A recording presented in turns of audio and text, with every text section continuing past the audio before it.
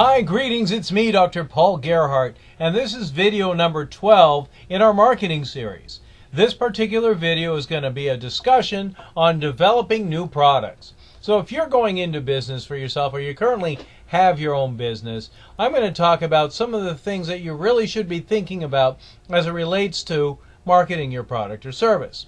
So there are natural stages, of course, that happens, and we're going to talk about the product lifestyle a little bit. We're going to talk about reasons why firms create new products, and then talk about what exactly happens as you have people at varying stages of the development of the life cycle, I should say, of products. You know, when people come in and why they come in. So most products don't last forever in being high in sales because there's always other competitor products that are coming in that fill that niche or that void. Innovation and value truly is the key to having a successful product. So you have to ask yourself, why do firms create new products? And essentially, if you want to be in business, you got to have things that people need, right? So customers' needs are always changing. So if you want to stay in the game, you got to make sure that you understand what your customers want, right? You have to understand market saturation. Sometimes there's too many competitors out there who are producing that product or service. Managing risk through diversity is a big one. Fashion cycles, improving business relationships.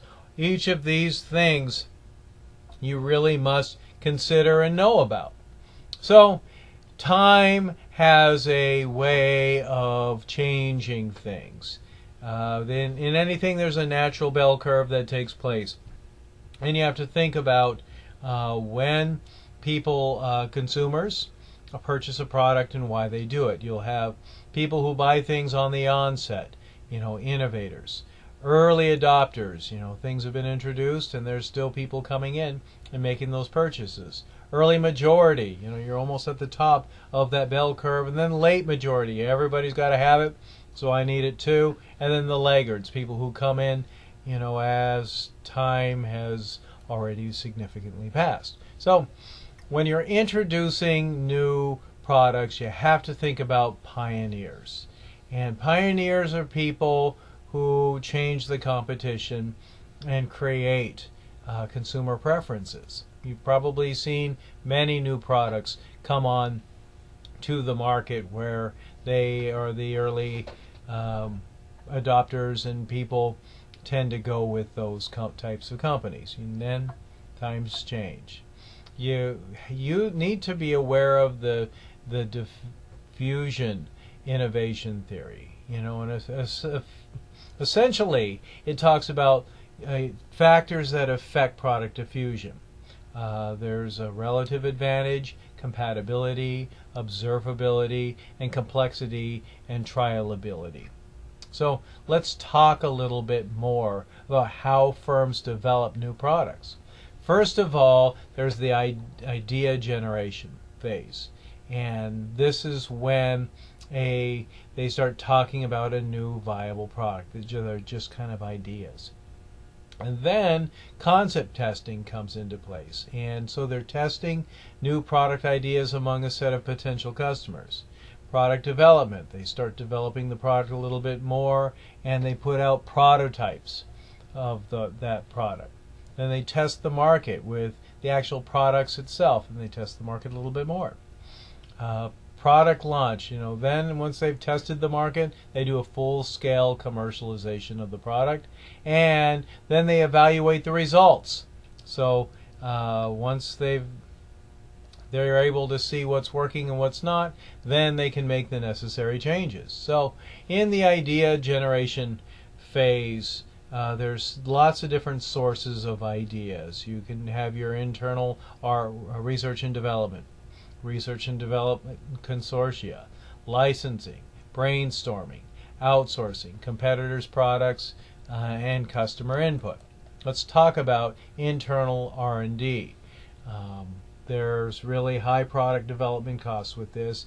It's often a source of technological products, and often the source of breakthrough products. So this is why large companies usually have an R&D company. So to defray large new product development costs, firms and governments may join forces with educational institutions in an R&D consortia. This helps lower costs and allows different organizations to join together. They form research consortiums, and then the benefits spread to all the different organizations that are involved. And very often a good example of this is in the pharmaceutical industry. Licensing is another thing. Sometimes companies purchase the rights to technology or ideas from research-intensive firms. And universities also do research, and they provide licenses for organizations who want to market that product. So brainstorming can happen with any group of people to generate some ideas. And when you're doing brainstorming, no idea can be immediately dismissed. Outsourcing is another thing that a lot of companies do, and that could be kind of a troublesome thing because you have a little less control with it when you outsource. Competitors' products. You know, sometimes you can take a look at what a competitor is doing and then reverse engineer it. And this is how copycat products come about. Customer input really is the biggest way that organizations find about the needs of their customers. So some research shows that about 85% of new businesses and business products actually come from ideas from customers. And this leads them to modify existing products on their own in order to meet some specific needs. Concept testing. Concept is a brief written description of the product, and customer reacts to help determine whether or not it's going to go forward. And then this actually triggers the marketing research process. When you're doing product development, you can do create a prototype, do alpha testing, and then beta testing, just to make sure that you've got something that really is going to work right and actually fill a niche where people want to buy your product or service. In market testing, there's pre-market tests and testing and the test market itself. And in pre-market tests, customers are exposed, customers are surveyed, and then the company makes a decision. Test marketing is they put out a mini product launch. This is a little more expensive, obviously, for pre-market testing, and then market demand is estimated. When you're doing marketing questioning, you have to really consider how do firms know what market tests need to be performed to ensure a successful product. You don't always know what you don't know, but sometimes when they're not communicating effectively the value proposition, people won't know what that product is really all about. And so people have to really be in touch with their customers or potential customers in order to understand how to fill that niche, their need. Some famous product launches that went out there, example of Kellogg's Drink and Crunch portable cereals. This was the cereal that had milk in the same container as the bowl, and there was a special thing that separated them. 8-ounce servings of juice for Minute Maid, for instance. And it contained 1 gram of sterols, so to make it more healthy and reduce cholesterol levels. Aquafresh, a toothpaste, tried something by putting a floss inside of the product lid. So timing really matters, and you have to always consider how you're going to promote something, where you're going to promote something, and the price. So the 3 P's, promotion, place, and price, really are always a consideration when you're doing any kind of marketing and you're looking at the bigger picture. You really must consider how you do a launch of a new product and when you do it. It matters. Evaluation of results, I mean, you really have to look at the data and using critical thinking. How satisfied are customers? How well did they accept the product or service? And where did it? How did it meet the organization's financial requirements? So these things are all deciders. I always think about win-win. If it's got to be a win for your company, it also has to be a win for your customers, or they're not going to buy it. Product cycle is a theory that essentially says that there will be that natural bell curve that I talked about, where there's essentially introduction, growth, maturity, and decline of that product. And so introductions usually have a slow start, and then there's a growth period, and then there's a point where it maxes out. That's the maturity period, and then there's a decline, so people no longer want that product or service. So you always have to be innovating in order to make sure that you maintain your market share once you're in business for yourself. There's stages in that product cycle where you have to look at sales, profit, type of customer, and competitors.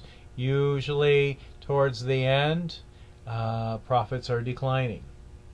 Growth is obviously declining towards the end. And so essentially, if you're looking at profits, they're probably low at the very start.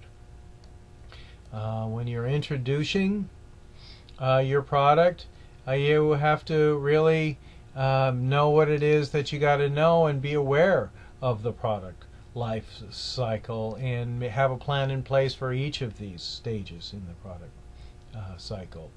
There are products that are probably going to last forever and ever and ever until someone else adopts it because there isn't a big enough market for it. And then there are products that have reached the maturity stage, and companies need to know when to pull the plug on that and bring out something new in order to maintain their market share. So being aware of that there's always a natural product life cycle, and being aware of how to do things right, so you're putting your product into place at the right time and you're making the right decisions and using the right resources, all come into effect when you're considering developing new products. There's always a cost and there's always a risk, and so in marketing you have to have enough people on hand to be able to make the right decisions in order to help your product maximize efficiency, effectiveness, and create win-win situations for customer and business. Alright, I've given you a lot to consider. I hope you've enjoyed this video and there's something in here that you can take away and actually use. And more than that, I hope that you have a great day, because only you get to choose how you feel about it.